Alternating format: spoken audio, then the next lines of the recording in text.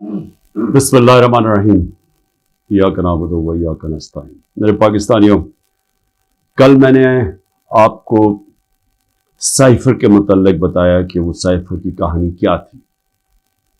میں نے کل بھی اپنی قوم کے سامنے یہ رکھا کہ یہ بجائے FIA اس کی انکوائری کرے، اس کی سپریم کورٹ کے چیف جسٹس کو اپنے نیچے ایک پینل بنانا چاہیے اور تب انکوائری کرنی چاہیے۔ اور وہ میں یہ کیوں کہہ رہا ہوں؟ FIA کی انکوائری کیسے ہوگی، کیسے اس کی کوئی کریڈیبلٹی ہوگی، جبکہ جس میں ملوث، اور یہ ثابت ہوگا جب بھی ایک صحیح انکوائری ہوگی، اس میں ثابت ہوگا کہ جنرل باجوہ کے علاوہ یہ شہباز شریف، آصف زرداری، یہ سب ملوث تھے اس میں۔ کیونکہ جب ہم نے ان کو کہا، اپوزیشن پارٹیز اس وقت، ہم نے کہا دیکھ تو لیں سائفر کو، تاکہ آپ کو پتا تو چلے کہ ایک ملک کی توہین کی جا رہی ہے۔ یہ عمران خان کی توہین نہیں ہے، یہ ملک کی توہین ہے، تو آپ دیکھ تو لیں۔ ایک دم صاف انکار کر دیا۔ تو اس سے واضح ہو جانا چاہیے کہ اتنا خوف کیا تھا دیکھنے کے لیے، کیونکہ ان کو پہلے پتا تھا کیا ہو رہا ہے۔ اس سے بڑے پہلے یہ ملاقاتیں کر رہے تھے جا کے ایمبیسی لوگوں کے ساتھ۔ اچھا جی، اب میں یہ اس لیے کہہ رہا ہوں کہ یہ سائفر کی اندر تحقیقات ضروری ہیں، کیونکہ ایک IMF نے رپورٹ شائع کی ہے 2018 سے اور 2023 کے بیچ میں، انہوں نے ایک رپورٹ دی ہے۔ یہ میں ضرور چاہتا ہوں کہ یہ آپ جو آپ میں سے سمجھتے ہیں تھوڑی بہت بھی معیشت کو، وہ اس کو ضرور دیکھ لیں، کیونکہ میں جب کہتا ہوں کہ ملک کا انہوں نے بیڑا غرق کر کے رکھ دیا ہے، کہ وہ گورنمنٹ جو زبردست پرفارمنس دے رہی تھی، جو ہم نے اپنے جتنے بھی ٹارگٹ سیٹ کیے تھے، ہم نے آخری سال سب ٹارگٹ سے آگے نکل گئے۔ ٹیکس کلیکشن سب سے زیادہ ہم نے اپنے ٹارگٹ سے اوپر چلے گئے، ایکسپورٹ ٹارگٹ اوپر زیادہ ملا، ریمیٹنسز جو باہر سے ڈالرز آتے ہیں وہ زیادہ ہوئے جو ہمارے ٹارگٹس تھے۔ آپ سارے ٹارگٹس جو ہم نے اپنے آپ کو سیٹ کیے تھے اس سے آگے نکل گئے۔ تو اس وقت یہ گورنمنٹ گرائی گئی۔ تو میں اگر یہ کہتا تھا تو مخالف یہ PDM والے کہتے تھے کہ جی یہ تو، اور دوسرے اپنے بتا دیتے کہ جی نہیں، تو ہمیں تو بارودی سرنگیں ملی اور ہمیں یہ ہو گیا۔ لیکن اب IMF کی رپورٹ آئی، اس سے پہلے بھی ضرور اکنامک سروے آف پاکستان پڑھ لیں، جو ان کے دور میں پچھلے مئی میں شائع ہوا تھا، ان کے دور میں ہوا تھا، جو ابھی بھی شائع ہوا، ذرا اسے ضرور اس سے بھی دیکھ لیں۔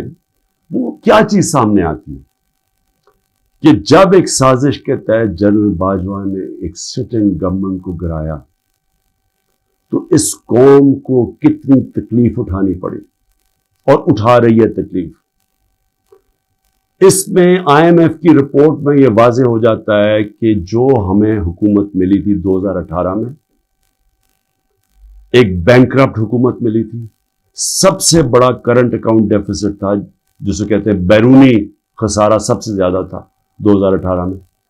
اس حکومت کو جب حکومت ملی، تو جو ہم نے اصلاحات کی اور مشکل فیصلے کیے، اس کی وجہ سے ملک صرف یہی نہیں کہ اس بحران سے نکل گیا، بلکہ کرونا، IMF بھی اب کہتا ہے کہ جو کرونا کا جس طرح ہم نے اس کا سامنا کیا، اتنے بڑے چیلنج کا، ایک وبا جو ایک صدی میں ایک دفعہ آتی ہے، اس کا جس طرح ہم نے چیلنج کیا، وہ تعریف کرتے ہیں اس کی، کہ جس طرح ہم نے ملک کو ایک کرائسس سے نکالا۔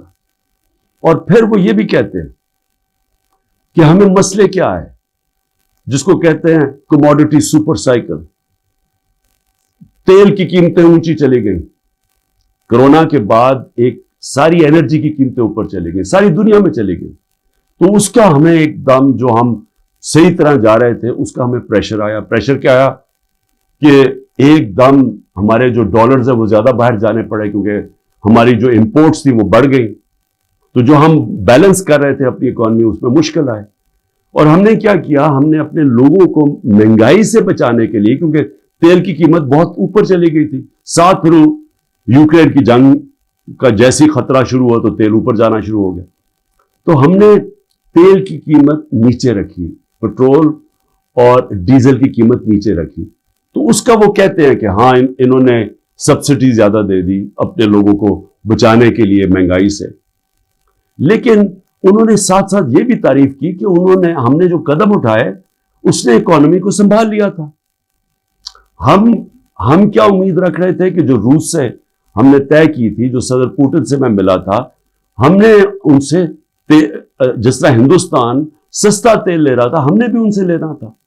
اور میٹنگ کے بعد صدر پوٹن نے اپنا انرجی منسٹر بھیج دیا تھا، حماد اظہر جو ہمارے پیٹرولیم منسٹر تھے، ان سے ملاقات ہو گئی تھی۔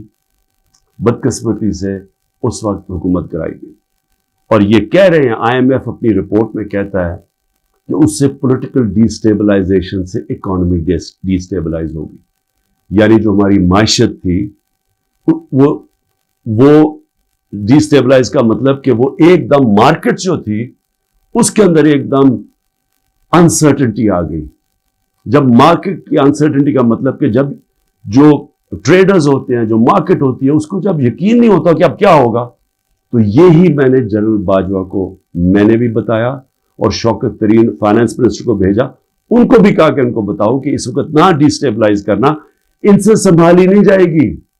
اور وہی IMF لکھتا ہے کہ ان سے سنبھالی نہیں گئی، ان کو سٹیپس نہیں تھے، انہوں نے غلط پالیسیز بنائی، ان کی پالیسی سے اور زیادہ معاشی حالات بگڑتے گئے۔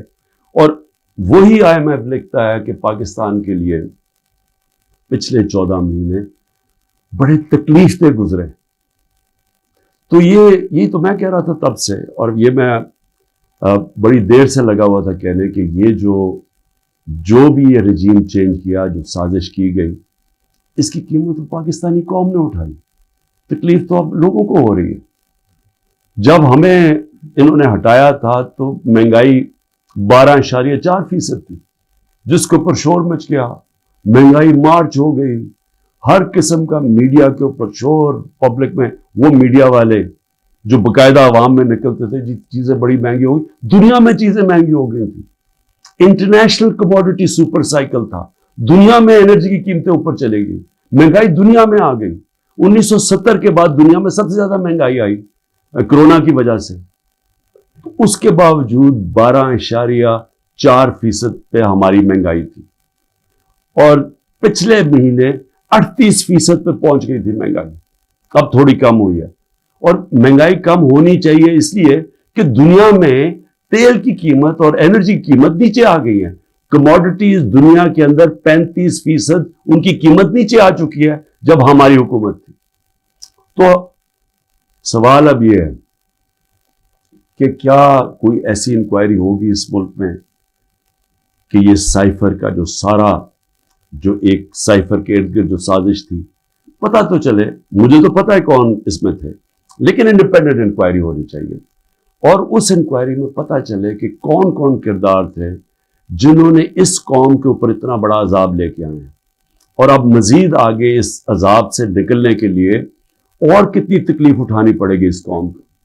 اور اس کے لیے میں پھر سے کوشش تو کرتا ہوں کہ ہمارے چیف جسٹس صاحب کو اس کے اوپر سوچنا چاہیے کہ وہی ایک انکوائری کر سکتے ہیں، کیونکہ یہ حکومت تو کرنے نہیں دے گی، اور نہ ہی مجھے افسوس سے کہنا پڑتا کہ ہماری اسٹیبلشمنٹ یہ کرنے دے گی، کیونکہ اس کے اندر ملوث ہیں جو جنرل باجوہ، اور انہوں نے جو جس طرح یہ پوری 6 مہینے پہلے سے جو پلان بن رہا تھا گرانے کا، اب تو خیر خواجہ آصف کہہ رہے ہیں کہ 2021 سے ہی پلان بنایا ہوا تھا جنرل باجوہ نے ہماری حکومت گرانے کا، تو لیکن اب ذرا ان سے بھی سوال پوچھنا چاہیے کہ آپ نے ہمیں جب گرا کے ان کو لے کے آئے جن لوگوں کو، تو کیا آپ کو اعتماد تھا کہ یہ اس ملک کو اٹھا لیں گے؟ 30 سال سے جو حکومت کر رہے تھے، اور ان کے دور میں کوئی مجھے سنہری دور بتا دے کہ جب انہوں نے کوئی معیشت میں بڑی ترقی کروائی ہو، کوئی مجھے پتہ چل جائے کہ انہوں نے کون سا وہ کیا 99 میں جب چھوڑ کے گئے تھے نون لیگ، تو ذرا بتائیں کہ کیا وہ معیشت کے حالات آپ کو پتہ تھے؟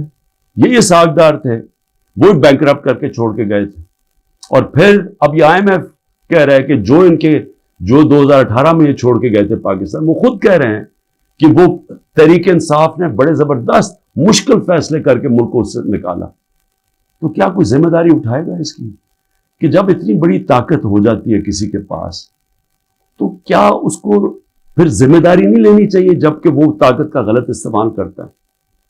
اور یہ ہی انکوائری میں چیزیں آنی چاہیے. کیوں؟ کہ آگے سے ایسی غلطیاں نہ ہوں کہ آگے سے کوئی ایک آدمی خود ہی فیصلہ بند کمرے میں فیصلے کر کے ملک کو اس طرح مشکلات میں نہ ڈالے. اب میں جو دوسری چیز کہنا چاہتا تھا وہ یہ کہ اس وقت ایک ظلم کی انتہا، ایک ظلم کا ایسا نظام چل رہا ہے جس کی میں سمجھتا ہوں انتہا ہے. سب سے پہلے تو میں جو خواتین اس وقت جیلوں میں ہیں، میں سوال پوچھنا چاہتا ہوں کہ انہوں نے کون سا جرم کیا؟ کیا پاکستان کا آئین پرامن احتجاج کی اجازت نہیں دیتا؟ کہیں آئین میں لکھا ہوا ہے کوئی نو گو ایریاز ہے؟ کہیں پاکستان کے آئین میں لکھا ہوا ہے کہ اگر کسی سے کوئی سمجھے کہ ناانصافی ہوئی ہے ان سے تو کیا وہ کوئی ایسے ایریاز ہے جدھر وہ احتجاج نہیں کر سکتے؟ جب سپریم کورٹ کہتا ہے کہ پارٹی کے چیئرمین عمران خان کو غیر آئینی اور غیر قانونی طور پہ اغوا کیا گیا اسلام آباد ہائی کورٹ سے، اور جس طرح اس کو مجرموں کی طرح ڈنڈے مار کے لوگوں کو، اس کے بھی اور لوگوں کو، وکیلوں کو، جس طرح اس کو پکڑ کے لے کے گیا تاکہ ساری دنیا دیکھے کہ کس طرح ایک پارٹی کے سربراہ کو کس طرح کا یعنی اس کے ساتھ رویہ تھا، تو کیا اس کا اجازت نہیں تھی کہ پرامن احتجاج اس ناانصافی کے اوپر کرے؟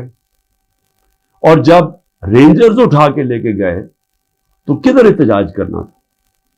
وہی نا کنٹونمنٹس میں کرنا تھا، جی ایچ کیو کے سامنے کرنا تھا، اور کدھر جا کے کرتے؟ تو میں سوال یہ پوچھتا ہوں اس میں جرم کیا تھا؟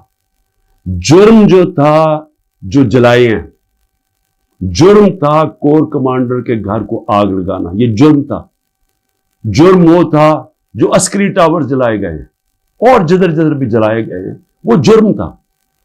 اب میرا سوال یہ ہے کہ کیا اس جرم میں 10,000 لوگ شریک تھے؟ کیا 50-60 لوگ ہوں گے جنہوں نے جا کے جلایا؟ میرا اگلا سوال یہ ہے کہ یہاں سی سی ٹی وی کیمراز ہیں، کیوں نہیں سی سی ٹی وی کیمراز کی فوٹیج سامنے آئی کہ وہ کون لوگ تھے جو پہلے گئے ہیں، کن لوگوں نے آگ لگائی؟ کیا اتنا مشکل ہے اس کو ڈھونڈنا؟ یا سیف سٹی کے کیمراز ہیں، کیا سیف سٹی کے کیمراز نہیں بتا سکتے ہمیں کہ وہ کون لوگ تھے؟ کیونکہ ہم سب چاہتے ہیں کہ ان کو سزا ملے، لیکن اس کی آڑ لے کے یہ کرنا کہ پوری پارٹی کے پیچھے پڑ جانا، جدھر پارٹی کے لوگ ہیں ان کے اوپر، ان کے گھروں میں گھس جانا، نہ ان کی عورتوں کو دیکھنا، نہ بچوں کو دیکھنا، نہ رشتہ داروں کو دیکھنا، جو آئے تو اسے پکڑ کے جیلوں میں ڈال دیں. پولیس کو فری ہینڈ دے دیا ہے کہ اچھا جی آپ کی وہ جیو فینسنگ میں آپ کا آ گیا ادھر تو چلو جی آپ کو پکڑ کے ہم جیل میں ڈال رہے ہیں، لیکن اگر آپ پیسے دے دیں گے اتنے تو ہم آپ کو جیل میں نہیں ڈالیں گے. ریٹس لگی ہوئی ہیں، 15 لاکھ سے شروع ہوتے ہیں، کسی کو 10 لاکھ میں بلیک میل کیا جاتا ہے، کسی کو 5 لاکھ میں. اپنے ملک کی ہم پولیس کی تباہی کر رہے ہیں یہ حرکتیں کروا کے. کوئی انڈیپینڈنٹ انویسٹیگیشن ہوگی اس کے اوپر؟ کیا عسکری ٹاورز کے اندر نہیں ہم بتا سکتے؟ ایک انڈیپینڈنٹ صحافی کی پوری سٹیٹمنٹ آئی ہوئی ہے کہ وہاں کیا ہوا، اس میں پی ٹی آئی والے نہیں تھے عسکری ٹاور. ایک پتہ چلے کہ ریڈیو پاکستان پشاور کس نے جلایا تھا، اس کے اوپر کوئی انویسٹیگیشن ہونی چاہیے. کیوں نہیں ہوئی ابھی تک؟ میرا سوال یہ ہے کہ کیوں نہیں ابھی تک آئی جی پنجاب اس سے کیوں نہیں پوچھا گیا کہ کیوں پولیس وہاں نہیں پہنچائی کور کمانڈر ہاؤس؟ کیوں اس سے نہیں پوچھا جا رہا؟ جب یہ ہوا تھا امریکہ کے اندر کیپٹل ہل، ان کی پارلیمنٹ کے اوپر جب ڈونلڈ ٹرمپ کے لوگوں نے دھلا بولا تھا تو سب سے پہلے پولیس چیف کی خبر لی گئی تھی. اور مجھے یہ پھر سے میں پوچھنا چاہتا ہوں کہ یہ جو عورتوں کو پکڑا ہوا ہے، ہماری اسٹوڈنٹس پکڑے ہوئے ہیں، لوگوں کو جیلوں میں ڈالا ہوا ہے، برے حالات میں رہ رہے ہیں، جو خبریں آ رہی ہیں باہر، کیا کیا ان سے ہوا ہے، وہاں کتنوں سے تشدد ہوا ہے، ان سے اپروور بنانے کے لیے کیا کیا ان کے اوپر ہر قسم کا ظلم کیا گیا. کہ یا کہہ دو کہ عمران خان نے کہا تھا وہاں جا کے تو فائلیں جلا دینا کور کمانڈر ہاؤس میں، कोर कमांडर हाउस को भी आग लगा, फाइलें जला देना। एक ये किसी की 164 का बयान आए, इसमें कोई अकल है कि क्या फाइलें पड़ी हुई कोर कमांडर हाउस? आज तक मुझे एक स्टेटमेंट बता दें कि इमरान खान ने अपनी सारी जिंदगी कभी कहा है कि तशद्दुद करो, इंतशार करो, लोगों को मारो, जला दो? एक मेरी स्टेटमेंट बताएं 27 साल में। 126 दिन का धरना था, पाकिस्तान की तारीख का सबसे ज्यादा प्रोटेस्ट था, लंबा। बताएं उसके अंदर कुछ किया, तोड़ फोड़ की, कुछ जलाया? आते थे अपना धरना, अब तकरीरें करके वापस चले जाते थे, शोर लोगों को देते थे। इसको जमहूरियत कहते हैं। मुझे ये बताएं कि यहां ये कहा गया है कि जी आप कैंटोनमेंट में थे और आपको जेल में डाल दिया। मुझे ये बताएं कि जो सबसे मुकद्दस जगह बरतानिया में है वो है प्राइम मिनिस्टर का घर, 10 डाउनिंग स्ट्रीट। मुझे बताएं हर दूसरे दिन वहां मुजाहरा होता है। आप 10 डाउनिंग स्ट्रीट चले जाएं, वहां आप हर दूसरे दिन कोई ना कोई आके मुजाहरा कर रहा होता है कि जी हमारे से नाइंसाफी हुई। कभी किसी के ऊपर कोई FIR काटी है, किसी के ऊपर कोई गोलियां चलाई हैं? मैं ये सवाल पूछता हूं कि यहां 16 लोग शहीद किए गए डायरेक्ट फायरिंग से, 100 से ऊपर को गोलियां लगी, 3 की टांगें कट गई। मैं ये पूछना चाहता हूं कि जो और एक पैरालाइज है, कभी किसी जमहूरियत के अंदर इस तरह गोलियां मारी जाती हैं और इंक्वायरी भी नहीं है? इंक्वायरी से पुलिस उनके घरों में पहुंच जाती है। जिनके गोलियां लगी है उन्होंने एक जगह डेड बॉडी नहीं दे रहा है कि नहीं, जब तक पहले आप कहें कि आप कोई कार्रवाई तो नहीं करेंगे। उनसे एश्योरिटी लेते हैं कि आपने FIR नहीं कटवानी। क्यों सीधी सीधी FIR कटती है IGs के ऊपर?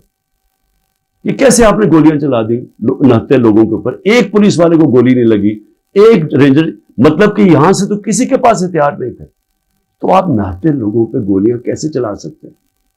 और फिर आपके सामने फ्रांस में एक लड़के को गोली लगी, 4 दिन फ्रांस के सारे शहरों में आग लगी होती है, 1000 बिल्डिंग्स और गाड़ियां जलाई जाती है, और खुलेआम लोग आपके सामने कि उन्होंने पुलिस को पेट्रोल बम मार रहे हैं। उसके पुलिस ने तो कोई और गोली नहीं चलाई, क्योंकि वहां जमहूरियत है, आजाद है लोग। मैं ये पूछना चाहता हूं कि कोई इंक्वायरी होगी उन लोगों के ऊपर जिनके ऊपर गोलियां चलाई गई हैं, जिन लोगों की जानें ली गई हैं? क्या हम किसी को अकाउंटेबल रखेंगे? क्या इस मुल्क के अंदर कोई इंसाफ का निजाम है, या सिर्फ ताकतवर जो मर्जी करना चाहे, जंगल के कानून की तरह वो कर सकता है? ये कैसे हो सकता है? चलिए, औरतों का मैंने शुरू में बात की, बच्चों को क्यों पकड़ लेते हैं? डॉक्टर अमजद का अभी उसकी मुझे कल मैसेज आई, 13 साल का बेटा। डॉक्टर अमजद घर था नहीं, 6 दफा उसके घर छापे पड़ चुके। उसका 13 साल का बेटा और उसका एक भतीजा था, वो कोई 18 साल, उनको उठा के ले गए। सारी रात वो उसके ऊपर कपड़ा डाल के 13 साल के बच्चे को फुराते रहे।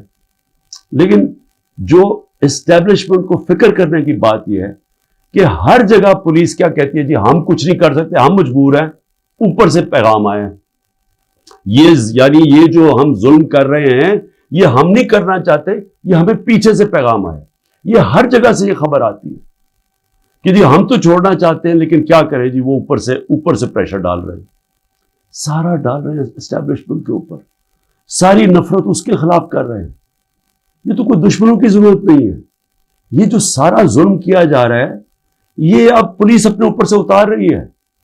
ये जो घरों पे भी जाते, जी हमें ऑर्डर है कि घर तोड़ दो, लूटते हैं घर कि जिनको सबक सिखाओ। बच्चों को पकड़ना, औरतों को पकड़ना, और ये हाल है कि ज़मान पाक में अब ये हाल है। जरा मैं आखिरी बात कर रहा हूं। ज़मान पाक में क्या होता है, या एक नाई आता है हर थोड़ी देर के बाद, गार्ड्स भी हैं या काम करने वाले, वो एक दफा आता है, उन सबके बाल काट देता है। वो 3-3.5 घंटे के लिए, 4 घंटे तक वो बैठ के बाल काट देते। वो नाई ना आए यहां, सारे पूछे किधर चला गया वो नाई। उसको जब भेजा आदमी के, जी पता तो चला, तुम आए क्यों रहे? उसने हाथ ऐसे पकड़ लिया, कहते जी मेरे पुलिस पहुंच गई और पुलिस ने कहा कि तुम 3.5 घंटे ज़मान पार्क में क्या कर रहे थे? اس نے ہاتھ چھوڑ لیا کہ جی میں نہیں آ سکتا. تو یعنی یہ حالات ہے کہ زبان پاک میں آنا جرم ہو گیا. یہ کدھر پہنچ گئے ہم؟ یہ ایک پولیٹیکل پارٹی ہے. عمران خان ایک پولیٹیشین ہے, ایک غدار نہیں ہے. اس کا جینا مرنا اس ملک میں ہے. جو لوگ آج اوپر بٹھائے ہوئے ہیں, میں انشاءاللہ کل پورا توشہ خانہ کا بتاؤں گا, کیونکہ اس میں جلدی شروع میں جس طرح بتایا کوشش کر رہی ہے کہ کسی طرح اس کو ڈسکوالیفائی کریں یا جیل میں ڈالیں. یہ سائفر آ گیا, توشہ خانہ آ گیا, یہ باقی سارے جو 180 کیسز ہیں. لیکن وہ جو لوگ اوپر بٹھائے ہوئے ہیں, کوئی دیکھا ہے ان لوگوں کا کون ہے وہ؟ یہ اس کے قوم کے بڑے بڑے مجرم ہیں. وہ لوگ ہیں جو 30 سال سے جرم کر رہے ہیں, جن کے اوپر اتنی فائلیں ہیں ان کی چوریوں کے اوپر. تو میں کل ان کا بھی ذرا آپ کو بتاؤں گا کہ ان کے توشہ خانہ میں, کیونکہ مجھے تو پہلی دفعہ پتا چلا ہے, میں نے توشہ خانہ کا ریکارڈ جو لاہور ہائی کورٹ نے ملایا, میں نے پہلی دفعہ ریکارڈ دیکھا ہے, تو اس میں تو بڑے انکشاف ہوئے ہیں. تو میں انشاءاللہ کل آپ سے بات کروں گا. لیکن میں صرف آخر میں یہ کہنا چاہتا ہوں, اس ملک کو تباہ نہ کریں. جب ایک قوم میں اچھے برے کی تمیز ختم ہوتی ہے, قوم تباہ ہو جاتی ہے.